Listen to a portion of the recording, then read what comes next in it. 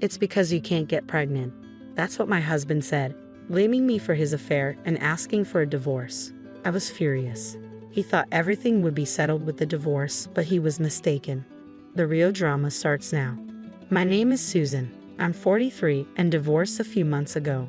My ex-husband, David, is 48 and we didn't have any children. Sadly, the reason was on my end, but the original cause was partly David's fault too. We married when I was 33, already close to the age for high-risk pregnancy. I wanted to start trying for a baby as soon as possible. I went to the gynecologist to make sure there were no issues with my health. Unfortunately, David got a big project at work, making it impossible to try for a baby. He was assigned to set up a new branch office in another state and had to stay there during the week, only returning home on weekends. David asked me, "I'll try to come home on weekends, but if we have a kid, you'll be mostly on your own. Are you okay with that?" Not feeling confident about managing alone, I hesitated to answer. We couldn't count on help from our families either, as they lived far away. Believing David's words that he might return in a year, I gave up on trying for a baby for the time being.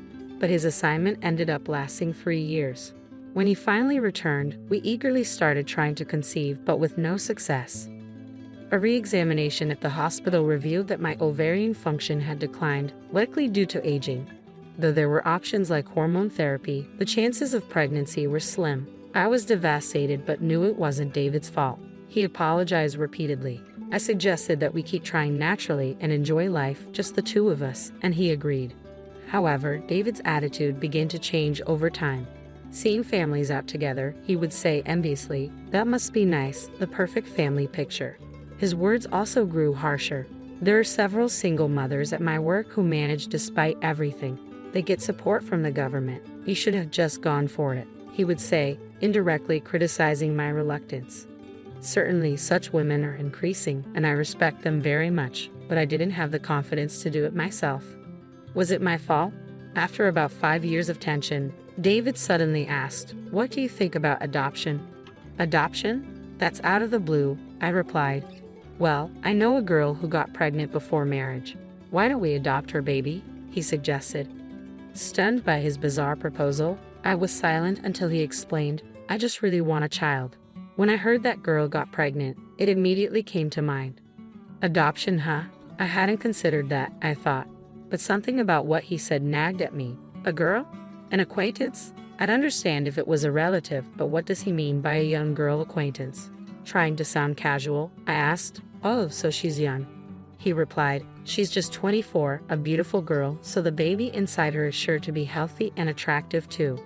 Could she be someone from his office? But would a woman in her early 20s discuss such a personal matter with a male boss over 45? Or could she be his mistress?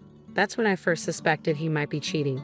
Observing him, I noticed several suspicious behaviors. He was constantly glued to his cell phone, coming home late, wearing underwear I hadn't bought, and faint traces of sweet perfume.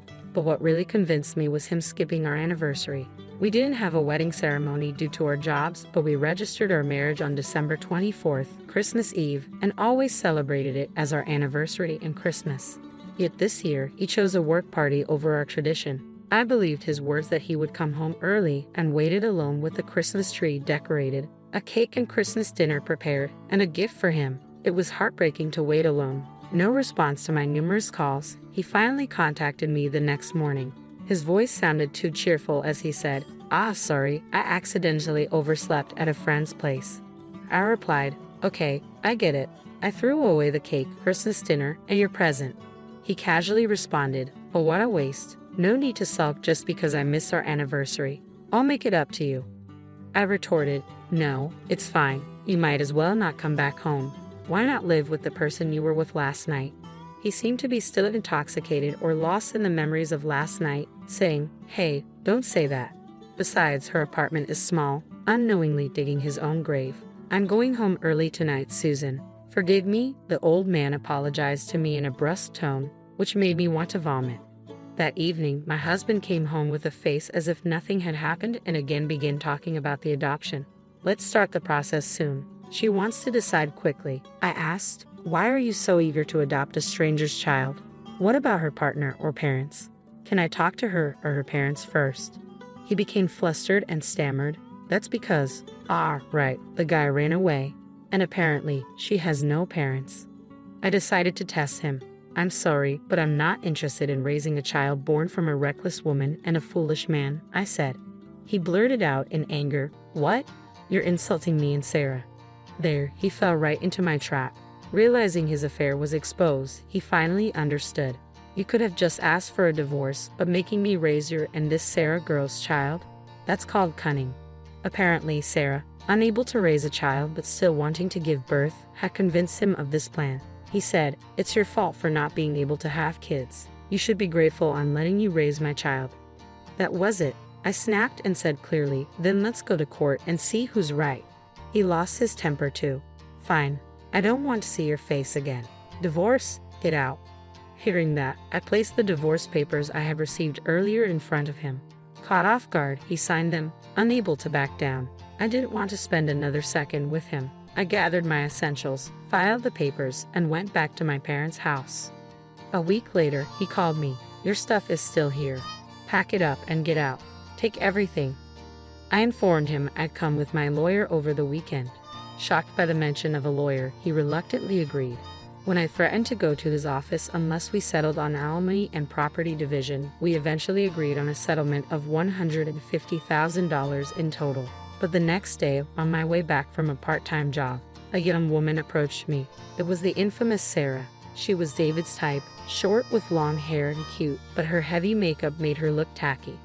"I can't pay it all at once," she yelled in a shrill voice as soon as she opened her mouth. "It's none of your business." David agreed to pay in front of the lawyer, I replied.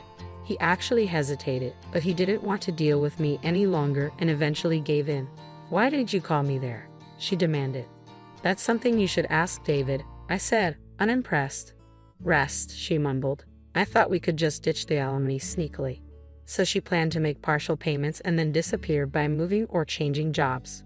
"Well, sorry for you, but you can live in that house, right?" I remarked. "That's David's house, isn't it?" "What about the mortgage?" she asked. "It's in David's name, and the mortgage is fully paid off," I informed her. "Well, I guess that's okay then," she said, backing off with a tone that suggested she was up to something. I think she is up to something, but whatever it wasn't my concern anymore. 2 years later, David contacted me. "Please lend me some money," he begged. "What?" I asked in disbelief. "Those two are spending like crazy," he exclaimed. Apparently, Sarah's mother had conveniently moved up to the city and was staying in that house. According to Sarah, David wanted a child, so I gave birth, but I never said I'd raise it. Once she realized she couldn't pawn the child off on me, she said, "Raising a child is hard, so I'm calling Mom," and brought her mother from the countryside. David initially welcomed her, thinking she'd help with the childcare, but it turned out neither she nor Sarah was doing much parenting and instead spent their time frolicking. "Well, knowing her mom, that figures," I said, unimpressed. Then David, who still seems to like Sarah, suddenly yelled at me. "Don't insult Sarah," he suddenly yelled at me. "She agreed to marry an old man like me and even had my child. It's all your fault for not being able to have kids," he accused, bringing up the past. "Okay, I can't argue with that, but can I say something?" I asked. "What now?" he grumbled. "Remember when I went for a fertility check 3 years ago? You were tested too, remember?" I reminded him. "Yeah, I guess," he recalled. "I went to hear the results alone. Actually, they said you had issues too," I revealed. "What?" he gasped in shock. The gynecologist had mentioned that for his age, David's sperm quality was quite poor, making pregnancy unlikely even if I had no issues. I had learned of my problems first, so I assumed I was the main cause and didn't want to hurt him by revealing his results. "That can't be. Sarah got pregnant," he argued in denial. "Whether it's your child or not, I don't know," I said, silencing him. His reaction suggested he might have had doubts himself. I rubbed salt in his wound. "Even if a DNA test proves it's not your child, it might not change anything." "What do you mean?" he asked, confused. "The child is over a year old, right?" I pointed out. "So what?" he pressed. "Current law doesn't recognize paternity disavowal suits filed after a year since birth." I explained. If discovered after a year, a different lawsuit is needed, often leading to disputes. Even if a DNA test proves no biological relation, there's a chance of losing the case. "Why?" The test clearly shows it's not my biological child, he protested. Well, there's a Supreme Court ruling. Even after divorce, the man had to pay child support, I explained thoroughly. Hearing this, David just muttered, "It can't be, it's not true," in a trembling voice. Sorry for your troubles. According to neighbors, those two, or rather three, are constantly battling every day. It's unclear if the child is David's or not. We're getting divorced. Get out, sell this house and pay child support. I'm never leaving. You get out. Such arguments are heard daily, and they're reportedly quite intense. They've had the police call on them multiple times, and both women have even been detained. As for me, I'm currently living with my parents. I don't know what the future holds, but I'm enjoying my single life, keeping busy.